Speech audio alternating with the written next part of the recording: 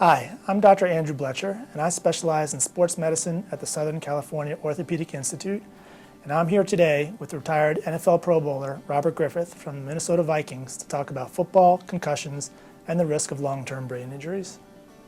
Hi, I'm Robert Griffith, and from my 13 years playing in NFL and 6 years as an executive member of the NFL Players Association, I can tell you that I witnessed firsthand the dangers of football and the risk of concussions and traumatic brain injuries. I was very lucky to survive a long football playing career without a significant brain injury, but many of my fellow players have not been so lucky. We have now seen thousands of players enter the litigation due to head injuries they sustained from playing football at all levels of the game. These dangers are real, and that is why I have launched a project to develop new headgear, hopefully to not only reduce the effects of these impacts, but also provide new data to help learn more about what we can do to prevent them. To understand more about this, let's first start by taking a quick look at how concussions happen. When Robert played as a safety, he would accelerate up to speed, and as he is running, his brain is also moving down the field rapidly. But as soon as he hits the opposing player to make a tackle, his head decelerates rapidly as he comes to a stop. The same thing happens to the opposing player as well. If their heads were to collide, their helmets would protect them from fracturing their skulls. But the brain is still moving inside as the head comes to a sudden stop, and ultimately will rattle around inside the skull. This is similar to an egg yolk rattling around inside the eggshell if you were to shake it. So even though he has a helmet on, his brain isn't protected from the acceleration and deceleration and rotational forces occurring inside the skull. These G-forces to the brain are what cause concussions, and that is why helmets do not protect against concussions. So if I was constantly making tackles like this, then wasn't I always giving myself a concussion on every hit? That's a great question, Robert. The answer is that probably you were able to anticipate the impact as you saw you were about to make the hit, and you contracted your neck muscles to help stabilize and protect your head and reduce the G-forces on your brain. We still don't yet know whether it is more the direct impacts or rotational forces that do more damage, but oftentimes it is the hit that you don't see coming that does the most damage. These blindsided hits oftentimes result in concussions and may lead to symptoms such as loss of consciousness, confusion, memory loss, dizziness, nausea, and headache, among others. So if I never had one of these blindsided hits or experienced any of these severe symptoms, does that mean that my brain was safe? Unfortunately, it doesn't. We are now learning more and more about what we call subconcussive blows. These are the hits that you do see coming and you prepare for, and they don't end up causing symptoms, and therefore are below the threshold for what we would diagnose as a concussion. But just because these hits don't cause a concussion or lead to a functional brain injury with symptoms that we can see, that doesn't mean that they still don't cause injury at the microscopic pathologic level. Hold on, but wait a second. Now you're talking to me about the hits that occur almost in every play of every game. Just look at all the head contact that occurs on the routine play at the line of scrimmage. That's right, Robert.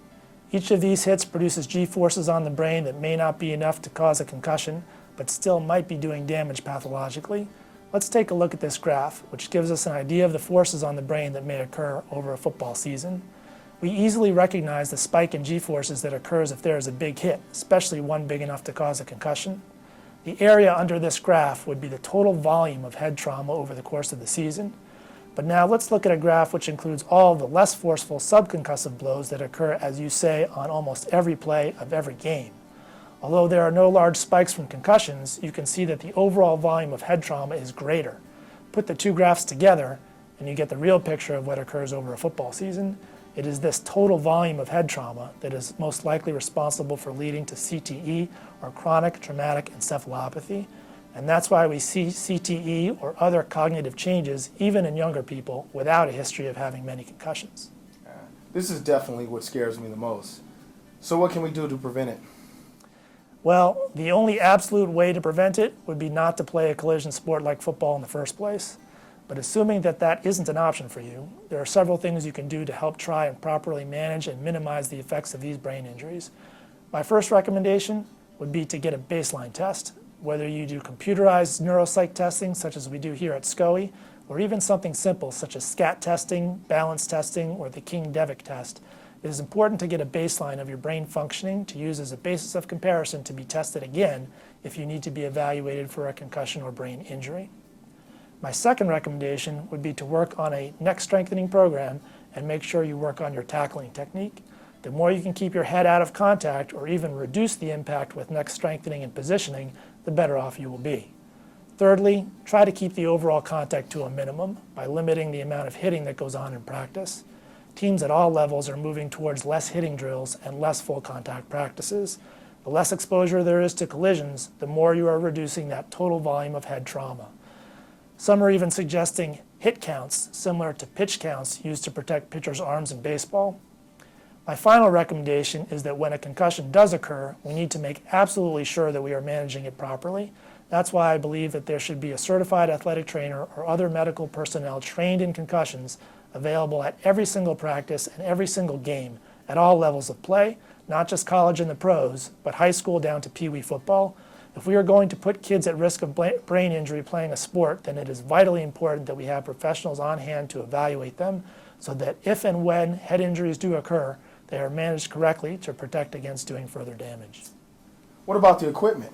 How important is the equipment? Right now, there is no helmet out there that can protect against concussion or CTE. And that's why the work that you are doing is so vitally important. We need to figure out better ideas and materials to reduce these G-forces on the brain, and more importantly, we need to get more data to better understand the exact how, when, and why concussions are occurring, sometimes, but not others.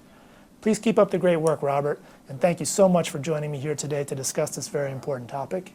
Absolutely, my pleasure.